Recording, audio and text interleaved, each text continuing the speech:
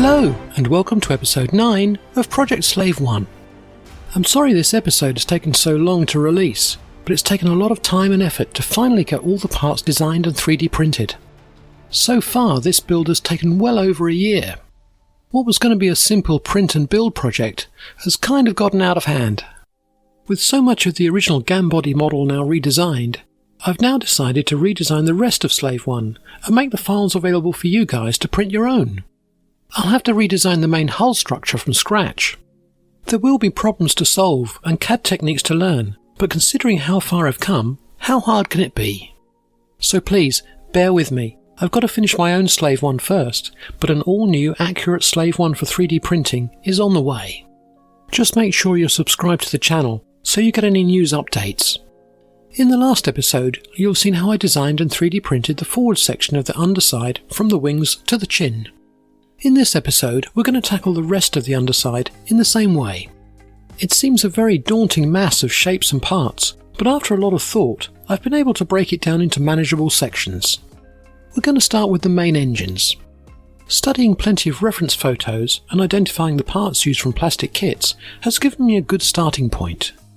The main fairings to the engines are once again from the 1/8 scale NTEX Porsche RSR. Knowing how big the Porsche should be has allowed me to design the rear wings in my CAD software, exactly to size. They were created in the same way as the front wings, but this time I didn't get carried away and start on the rest of the car. I just needed the basic shape, as I knew there'd be a fair bit of blending and tweaking to fit the wing into the hull. And this is what I came up with. The complex curves fit well into the hull, and under the wings, still allowing them to rotate. I've added some detail inside the engine bay and under the outer panels where nothing exists on the real model. It's not particularly hard to make sure the parts I design fit together. The hard part is deciding how to split them up for 3D printing and then painting. I think my plan should work pretty well. Let's see. Fortunately, the lower hull parts are symmetrical, so once I've designed one side, I can just mirror the part to create the other side. That's a real time saver. The engine exhausts were easy to design, with separate internals for painting later. A detail plate covers the centre join and allows for the mounting to the stand to still be attached. This centre section uses the upper hull from a tank, and I've added a vent to the bottom edge to add detail in an area that needed filling up. Now I was happy with the design, I exported it into my slicer software for 3D printing. This time I remembered to make the part hollow in the slicer. I manually added the supports, which I find gives the best result. After a few months of practice, I have a pretty good feel of what's needed where, and how to orientate the part to get the best quality print. I'll be doing a how-to video soon for resin printing, which will explain all you need to know.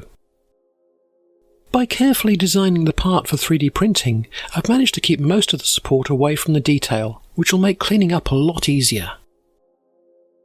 And after 24 hours of printing, this is what I've got.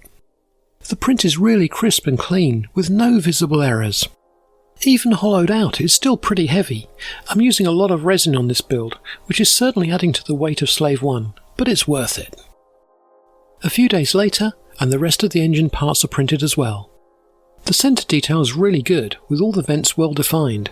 All the supports on the underside, where there were witness marks, won't be noticed.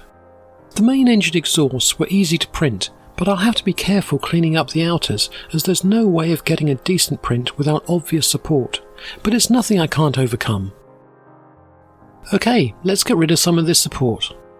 I'm not too concerned here, as most of the support is in areas that won't be seen, so the witness marks won't need filling.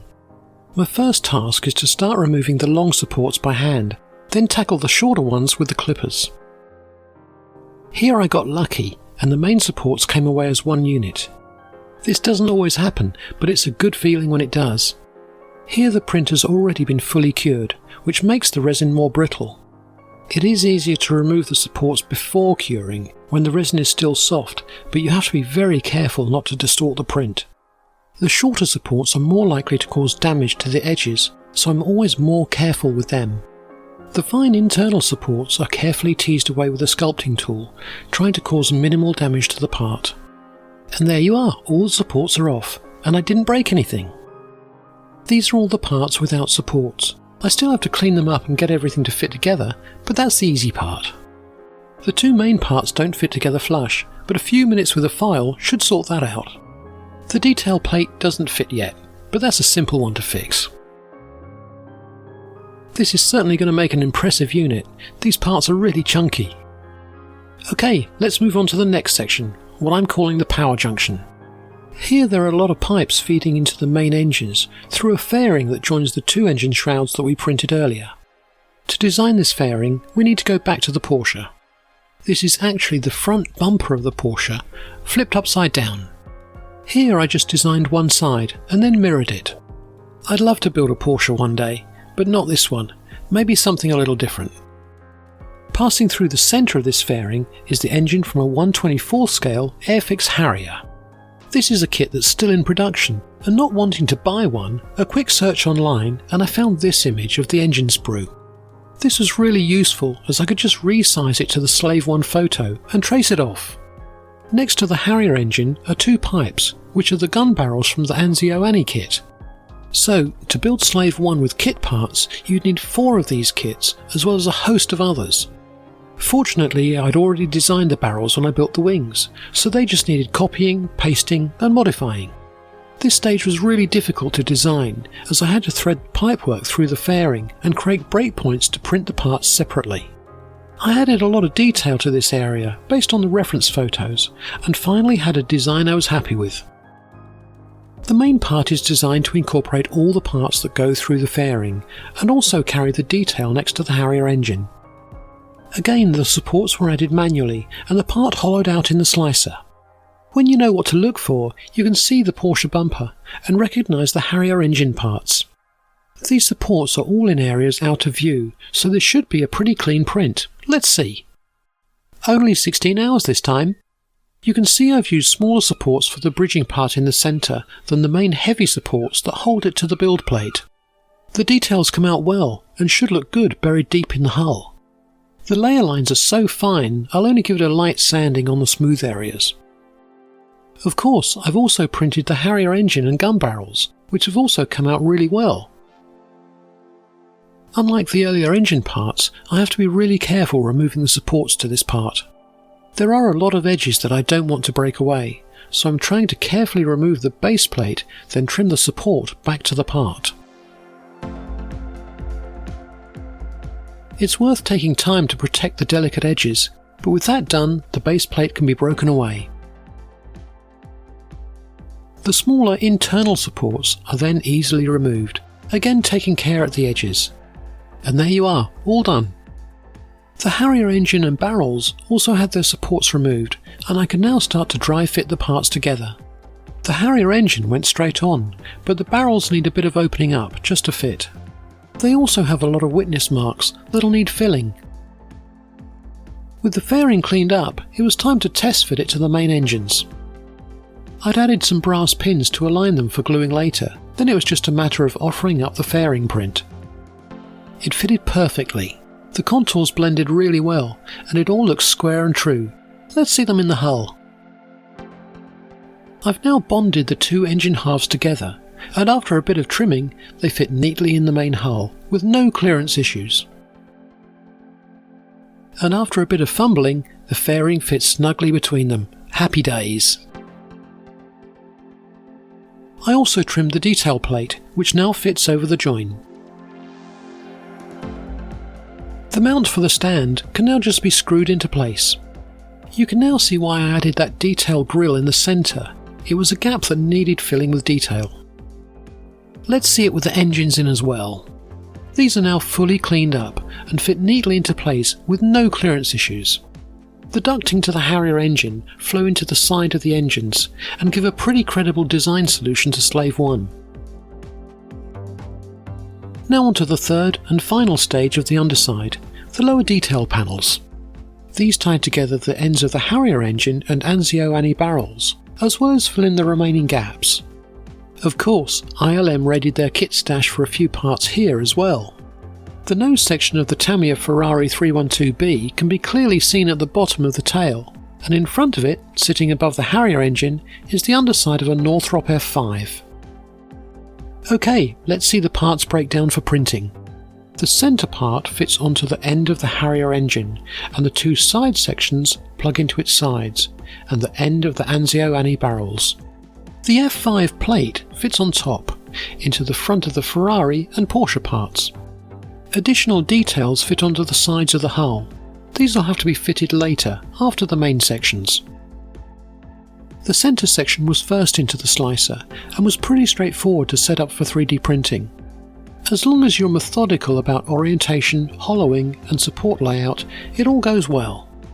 Of course, it helps if you make sure your parts are thoroughly debugged first for errors, but that goes without saying. The print came out well, despite me not having enough supports on one edge. It's not a problem, as the edge will be hidden by the side parts, so no need to reprint or fill. I'll let this one go. I did get a slight scarring in the upper surface, but thought nothing of it. I should have realised that this was a sign that the FEP film sheet at the bottom of the vat was creasing and needed replacing. The two subsequent prints had extensive scarring to the upper surface, and after a lot of thought, I figured it was easier to reprint than try and salvage them and compromise on quality. So, sadly, they went in the bin. After replacing the FEP film, the reprints came out perfectly, not a mark to be seen. The small scars in the centre section could be easily filled, and the remaining parts were all clean. I used the same process as before to remove the supports. Here none of the major supports were near any visible detail, so I could be as rough as I liked. I was only careful when it came to the finer supports elsewhere on the part.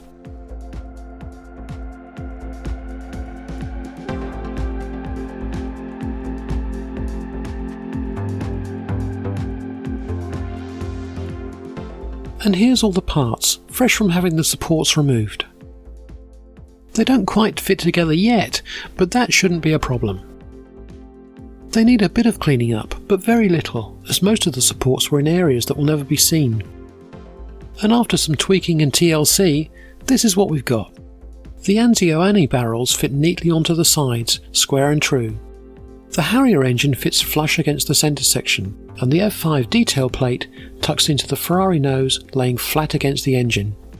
The two side units now just fit against the centre section, with no clearance issues. Perfect. It's all staying loose right now, as I'll only glue everything together after paint, but let's see it in the hull with the other parts. I've fitted the Porsche front bumper to this rear section, so there's just one unit to align, and it slots in perfectly. I must remember nothing's glued in right now, so I mustn't stand it in flight mode, as it'll all just fall apart, but it fits really well. It was very important to get the parts to fit together flat against the hull floor, not only for fixing, but they shouldn't protrude beyond the level of the skirt edge. They fit perfectly, with just the main engine slightly above the edge line, which is exactly how it should be. And that's all of the main parts designed, 3D printed and fitted. I feel I've succeeded in building a credible version of Slave 1, based on the studio model, but I do feel I can improve it further. I'm going to give everything a thorough going over first, and probably add some finer detail to the lower hull, with wire and styrene, where I think it would benefit from more detail. But that won't take long. Then it'll be on to painting. Ever since the start of the project, I've been concerned about painting Slave 1, and have sought some expert advice, so things hopefully will go well. There are a lot of different approaches to painting a model like this, and I think I have a plan, but you'll have to wait until the next episode to see what that is. I hope you're enjoying Project Slave 1. If you are, please share with your friends, and make sure you subscribe to my channel. So you catch my next video when it goes live, click on the bell icon. As you can see from my channel, I have lots of other projects, like my mouse tank, Bluebird, T80 and Stug, which I hope you'll find interesting. To learn about some of the techniques I use, check out my how-to series to find out more about moulding, casting, CAD design and 3D printing. If you have any questions about Project Slave 1, just leave them in the comments and I'll get back to you. Thanks for watching.